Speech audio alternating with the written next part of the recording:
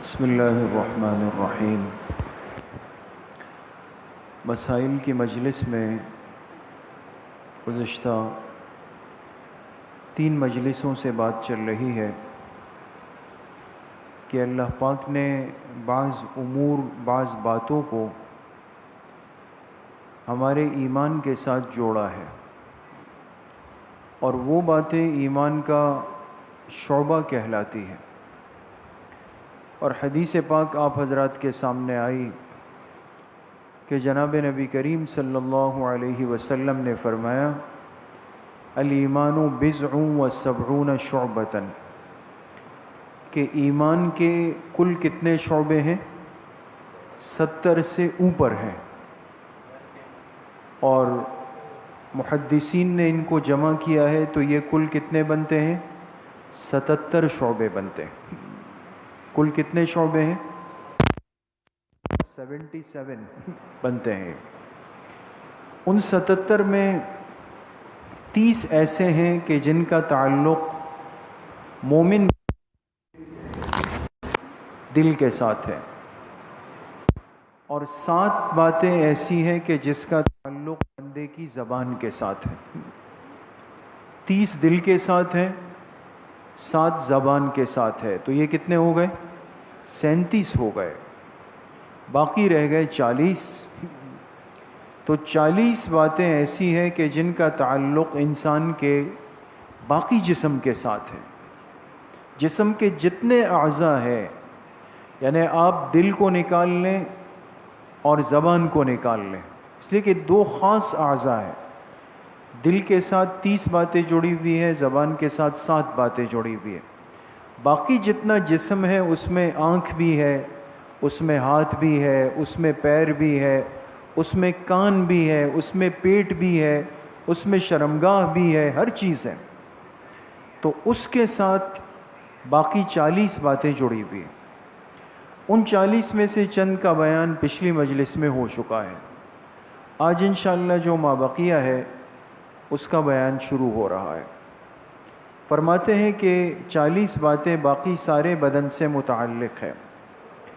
ان میں سے ایک یہ ہے کہ جہاں رہائش اختیار کرنے میں دین کی خرابی محسوس ہو تو اس جگہ کو چھوڑ کے چلے جانا۔ بڑی اہم بات ہے دوستو۔ جہاں رہائش اختیار کرنے کی صورت میں دین کی خرابی محسوس ہو، ایسے علاقے میں گھر لیا، رہائش بنائی جہاں باقی تو سب کچھ ہے، صفائی ہے، ستھرائی ہے، اور بڑی بڑی مارکیٹیں ہیں، بڑے بڑے لوگ ہیں، سب کچھ ہے، لیکن ماحول اتنا خراب ہے، فتنے اتنے زیادہ ہیں کہ اگر وہاں رہائش اختیار کی، خود کا ایمان بھی غیر محفوظ، اولاد کا ایمان بھی غیر محفوظ ہوتی ہے۔ بعض جگہ جہاں ایمان کی خرابی کے لیے 100 منہ کھول کر کھڑے ہوتے ہیں، تو ایسی صورت میں فرمایا ایک مسلمان کی ذمہ داری اور ایمانی تقاضا ہوگا کہ وہ اس جگہ کو چھوڑ کر وہاں سے چلا جائے۔ یہ پہلے بھی میں نے عرض کیا کہ آج ہمارا رخ اور سوچ اتنی بگڑ چکی ہے کہ دنیا کی دیکھا دیکھی میں ہر انسان اس طرف دوڑ رہا ہے جہاں باقی مجمع جا رہا ہے۔ لوگوں نے ایک علاقے کا رخ کیا، آپ دیکھیں نا، لوگ پاگلوں کی طرح دوڑتے ہوئے وہاں جاتے ہیں، تھوڑا عرصہ وہاں رہے، پھر اب دوسری طرف رخ ہوا، اب وہاں چلے جائیں گے۔ اب چاہے وہاں پر نہ مسجد قریب ہے، نہ اولاد کی تربیت ہے، کچھ بھی نہیں، لیکن لوگ آئے ہیں، خاندان آیا ہے، فلاں آیا ہے، جی میں بھی جاؤں گا۔ اور وہاں گئے، ہم نے دیکھا اچھے خاصے جڑے ہوئے نمازی نوجوان کچھ عرصے بعد رہائش بدلی، اور جب ملاقات ہوئی بالکل بگڑ چکے، یعنی اتنا بگڑے ہیں کہ آپ یقین کریں گے کہ وہ نمازی بچے وہ ایسی جگہوں پہ گئے ماں باپ کے ساتھ جہاں جا کے شراب کے عادی بن، ہاتھ سے نکل گئے۔ پھر والد پریشان کہ اب میں کیا کروں اس بچے کو، آپ نے کیوں غلط فیصلہ کیا، اب وہ قابو میں نہیں آ رہا۔ تو یہ بھی ایک دین کی ذمہ داری ہوتی ہے، شریعت کا تقاضا ہوتا ہے کہ جہاں محسوس ہو جائے کہ دین میں معاملہ خراب ہو جائے گا تو وہاں انسان رہائش کی ترتیب ختم کرے، دوسری جگہ ترتیب بنانے کی کوشش کرے۔ اسی طریقے سے فرماتے ہیں کہ اگر انسان کو منت ماننی پڑ جائے، منت جانتے ہیں؟ نظر ماننا، منت ماننا، تو منت صرف اللہ کے نام کی مانی جا سکتی ہے۔ منت ماننا اصل میں جو لفظ ہے دوستو وہ ہے نظر کا، نون زال اور را، لیکن ہمارے ہاں اردو میں کہتے جی میں نے منت مانی تھی کہ اگر میرا یہ کام ہوا تو میں ایک بکرا ذبح کروں گا، اگر میرا یہ کام ہوا تو میں بریانی تقسیم کروں گا، میں فلاں کام کروں گا۔ منت فی نفسی ہی جائز ہے، بشرطے کہ اللہ کے غیر کے نام پر نہ ہو۔ ہمارے ہاں عقائد کی اس قدر کمزوری ہے کہ بہت بڑا طبقہ غیر اللہ کے نام کی منتیں مانتا ہے، اللہ کے غیر کے نام پہ، کہ جی یہ کام ہو جائے تو میں فلاں کے نام کا یہ کروں گا، فلاں کے نام کا یہ کروں گا، فلاں کے نام کا یہ کروں گا۔ اور پھر آپ ان کو سمجھائیں، کہتے ہیں جی ہماری تو نیت جو ہے وہ اللہ کے لیے، نیت جو ہے وہ ہماری اللہ کے لیے۔ زبان سے یہ کہتے ہیں کہ جی فلاں کے نام پر ہے، فلاں بزرگ کے اس کے لیے ہے، فلاں دن کی نسبت سے ہے، فلاں اس کی نسبت سے۔ پہلے معاملہ خود خراب کیا، اور جب اس پر کوئی شرعی اعتراض آیا تو کہا کہ جی آپ لوگ تو ہر چیز کو حرام کہتے ہیں، ہم نے حلال چیز بنائی ہے اور اس پر اللہ کا نام لیا ہے۔ جب آپ نے نیت غیر اللہ کے نام کی غیر اللہ کے نام پر اس کو نامزد کیا، اب کچھ بھی ہو وہ چیز جائز نہیں ہے دوست۔ اس لیے اگر انسان منت مانے، نظر مانے، پہلے تو علماء نے یہ لکھا ہے کہ یہ چیز پسندیدہ نہیں ہے۔ کیوں؟ اس لیے کہ منت کے نتیجے میں انسان کا اللہ سے تعلق ایک ضابطے کا ہو جاتا ہے۔ پھر مسلمان کیا سمجھتا ہے کہ اچھا کام اسی وقت ہوگا جب میں یہ منت مانوں گا، اللہ پر یقین گر گیا، یقین کمزور ہو گیا، پھر سوچ یہ بن جاتی ہے کہ بھئی جو بھی کام بنانا ہے، کاروبار چلانا ہے، معاملات سیٹ کرنے، تو کوئی بڑی منت مان لو پھر اللہ کام کریں گے۔ ایمان کمزور ہو جاتا ہے۔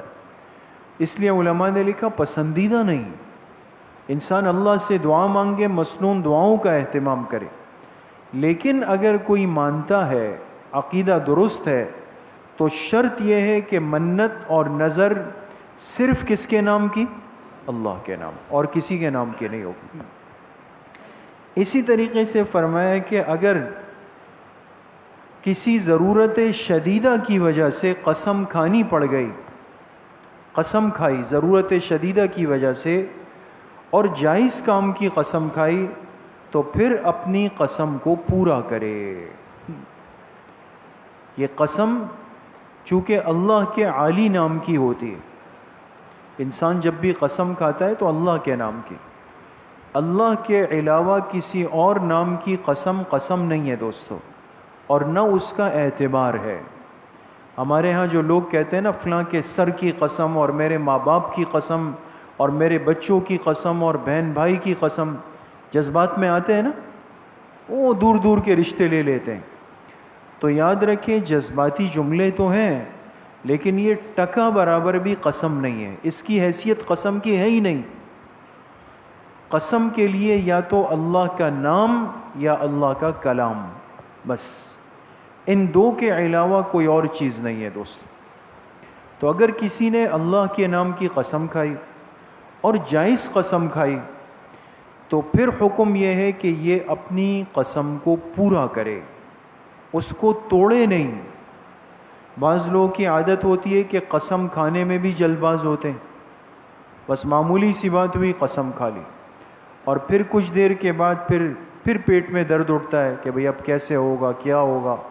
پھر اس قسم کو توڑ لیں گے، آگے پوچھیں گے یہ قسم ٹوٹ گئی کیا کروں جی، 3 روزے رکھ لیں یا 10 مسکینوں کو کھانا، کیا ایک مذاق بن جاتا ہے۔ تو اللہ کا نام وہ مذاق بنانے کے لیے نہیں ہے، نعوذ باللہ۔ تو اس نام کی عظمت کا تقاضا یہ ہے کہ پھر اپنی قسم کو انسان پورا کرے، اپنی بات پہ کھڑا رہے۔ اسی طریقے سے اگر قسم ٹوٹ گئی تو پھر حکم یہ ہے کہ یہ اپنی قسم کا کفارہ دے گا، قسم کا کفارہ دے گا۔ اب قسم کا کفارہ کیا ہے کہ یا تو 10 مسکینوں کو 2 وقت پیٹ بھر کے کھانا کھلائے، 10 مسکینوں، یا یہ ہے کہ ان کے لیے لباس کا انتظام کرے، اور یا پھر یہ ہے کہ 3 روزے مسلسل رکھے گا، مسلسل، اگر اس میں وقفہ ہوا تو پھر دوبارہ رکھنے پڑیں گے، یہ اس کا کفارہ ہے۔ اسی طریقے سے فرمایا کہ ایمان کا ایک شعبہ یہ ہے کہ جس قدر بدن کو چھپانا فرض ہے اس کو ڈھک کر رکھا جائے، ستر کو ڈھکنا فرض ہے۔ مرد کا ستر الگ ہے، عورت کا ستر الگ ہے۔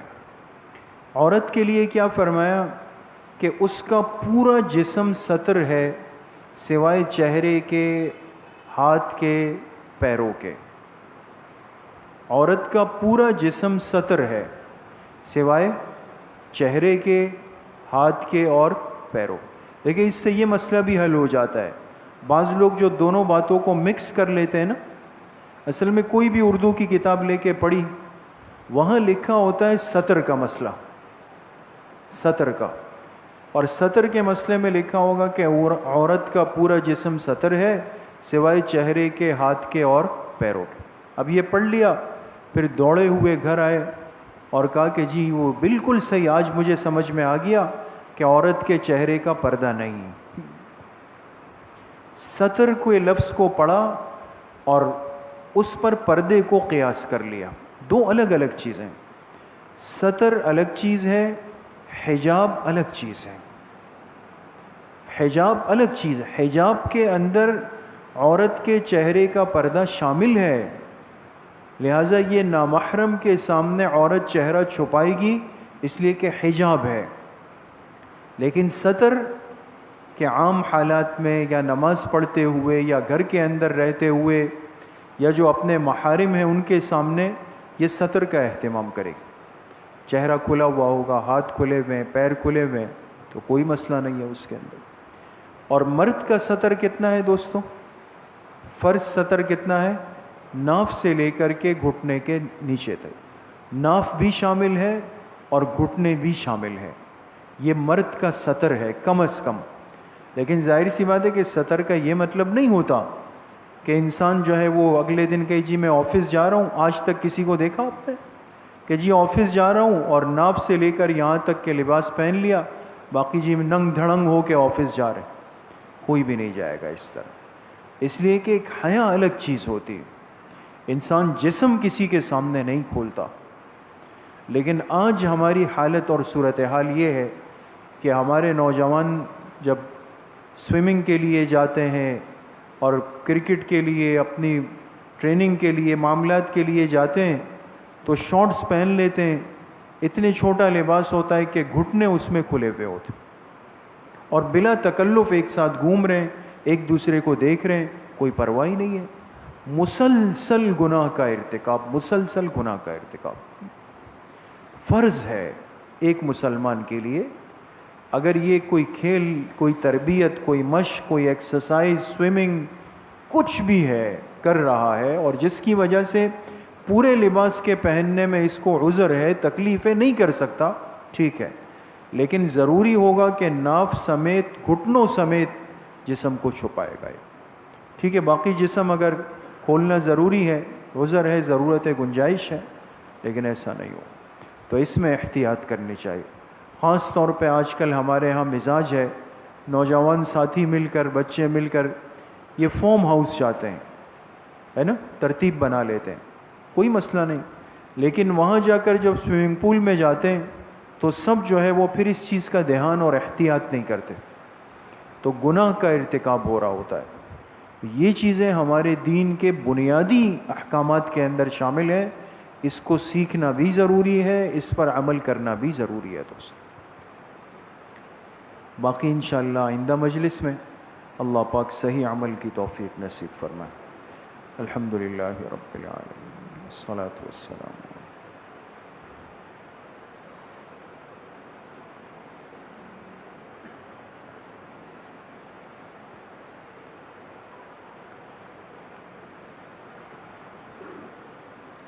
وصلی اللہ وسلم علی نبینا محمد وآلہ واصحابہ اجمعین برحمتک یا ارحم الراحمین.